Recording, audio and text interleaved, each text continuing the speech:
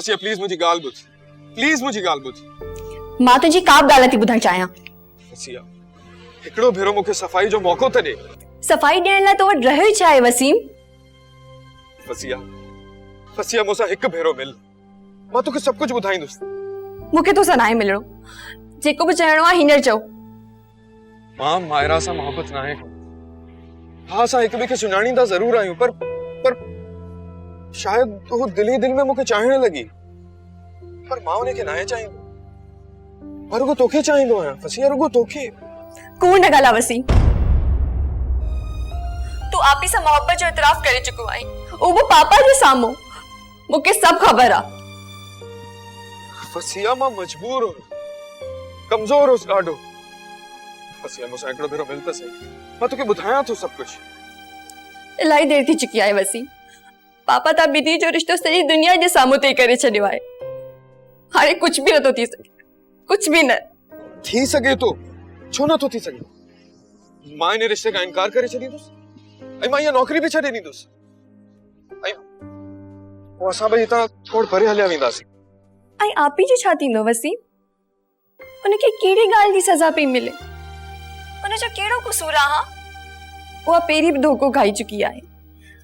हाणे तो सफ़ा टुटी पवंदी तुंहिंजे इनकार खां पोइ। इहो रिश्तो असां टिनी जे लाइ बहितर न आहे। इन रिश्ते में न मां ख़ुशि रहंदुसि, न ही मायरा, न ही तूं। बहितर आहे इहो रिश्तो ख़त्म थी वञे।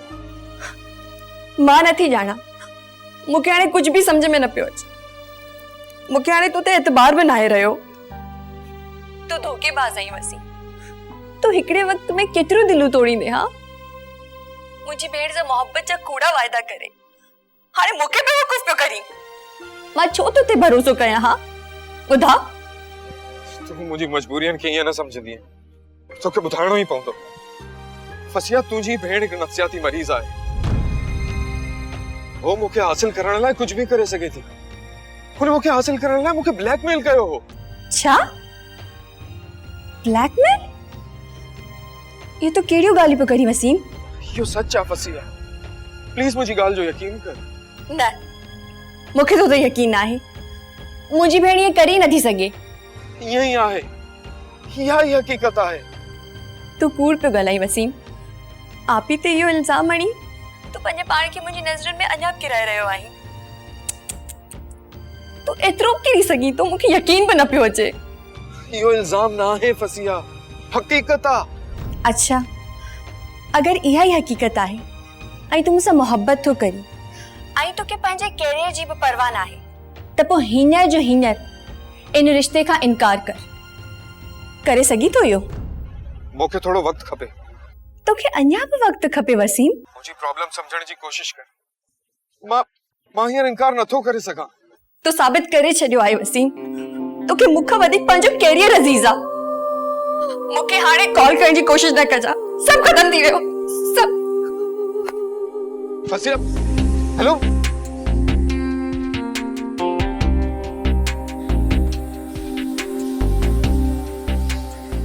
ड्रामा सीरियल फासला जा तमाम एपिसोड्स ॾिसो हाणे HD क्वालिटीअ में। विज़िट करियो असांजो YouTube channel Sindh TV HD drama. Subscribe कयो असांजो official YouTube channel Sindh TV HD drama ऐं वधीक अपडेट लाइ बेल आइकन खे क्लिक करियो।